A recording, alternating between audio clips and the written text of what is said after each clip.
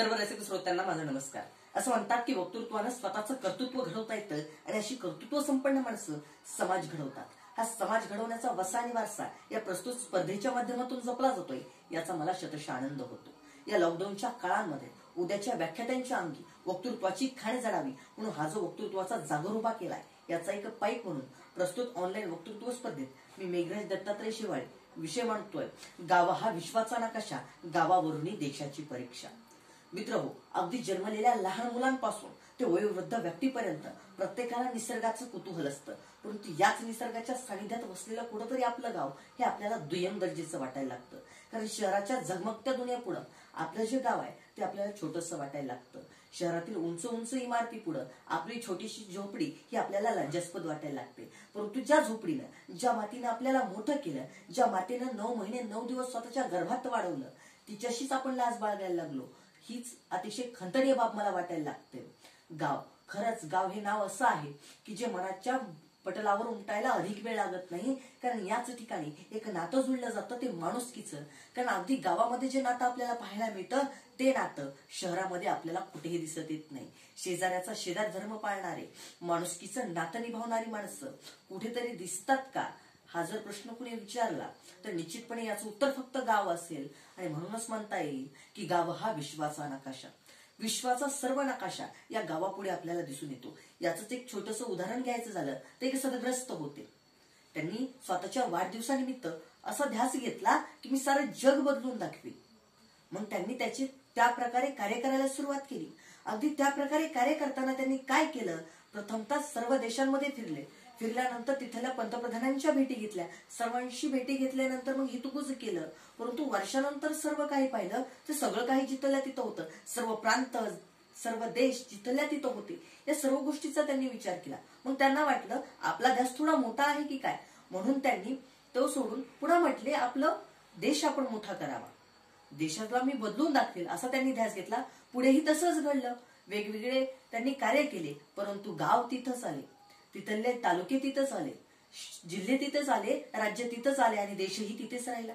हळूहळू त्यांनी राज्यावर त्यांची संकल्पना घेतली, पुढे त्यांनी जिल्ह्यावर घेतली, तालुक्यावर घेतली, पण शेवटीही निकाल तोच लागला, त्यांना शेवटीही अपयशच आलं। मग त्यांच्या लक्षात आलं की आपला ध्यास हा खूपच मोठा होतोय। मग त्यांनी स्वतःचा जो ध्यास आहे तो गावापुरता मर्यादित ठेवला। त्यांनी असा विचार केला की एका वर्षामध्ये मी माझं गाव पूर्णपणे बदलून दाखवेल। मग गावात त्यांनी घरोघरी जाऊन सर्वांना एक माणुसकीचं नातं कसं जगावं हे शिकवलं, स्वच्छतेविषयी माहिती दिली, सर्व काही प्रेम आपुलकी जपायला शिकवली।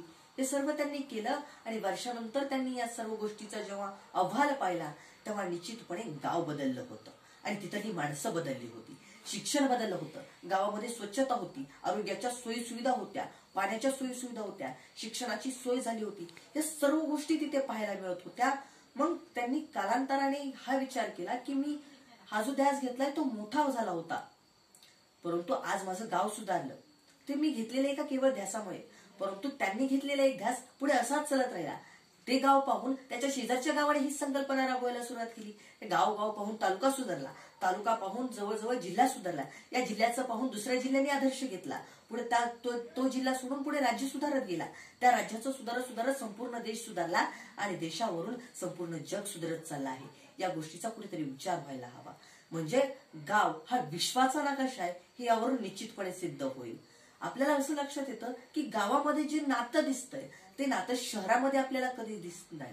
म्हणजे आपण जर नकाशा पाहायचं झालं, गावाला तसं तर काही नकाशा तसा नसतो, परंतु देशाचा नकाशा म्हटलं आपल्या डोळ्यासमोर उभा राहायला लागतो, विश्वाचा नकाशा म्हटलं तरी तो डोळ्यासमोर उभा राहायला लागतो, परंतु गावाचा नकाशा, गाव हा विश्वाचा नकाशा, विश्वाचा नकाशा सुद्धा आपल्या डोळ्यासमोर उभा राहायला लागतो, परंतु गावाचा नकाशा आपल्या डोळ्यासमोर उभा राहायला लागत नाही।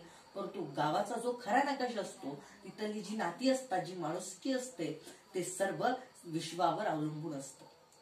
आपण जे करतोय ते आपला आदर्श दुसरी व्यक्ती घेणार आहे, एका गावाने केलं तर त्याचा फायदा हा संपूर्ण विश्वाला झाला। अगदी त्याच प्रकारे एक छोटंसं गाव हा आदर्श बनू शकतं, म्हणजे गाव हा पूर्ण विश्वाचा नकाशा बनू शकतो।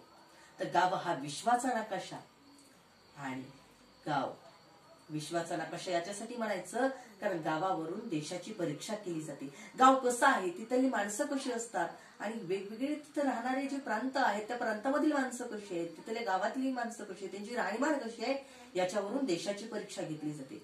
या सर्व गोष्टीचं कुठेतरी जाणीव व्हायला हवी आणि गाव हा विश्वाचा नकाशा आणि गावावरूनही देशाची परीक्षा असं म्हटलं जातं. ते अगदी बरोबर आहे, कारण एक इंग्रजी तत्वव्याख्यातानं सांगितलं होतं. त्या शब्दांनी मी माझ्या वाणीला पूर्णविराम देतो. एक इंग्रजी तत्वव्याख्याता असं सांगतो की जर आपल्याला एखाद्या देशाची परीक्षा घ्यायची असेल, देशाविषयी जर माहिती घ्यायची असेल, तर ते निश्चितपणे आपण सर्वप्रथम त्या गावाला, त्या देशात असणाऱ्या संपूर्ण ग्रामीण वस्तींना आपण जाणून घेतलं पाहिजे. कारण गावावरूनच देशाची परीक्षा करता येते की त्याचं वाक्य खूप काही आशय देऊन जातं आणि आशयानुसार आपण ही पुढे वाटचाल करावी हा आशावाद व्यक्त करतो आणि थांबतो. धन्यवाद.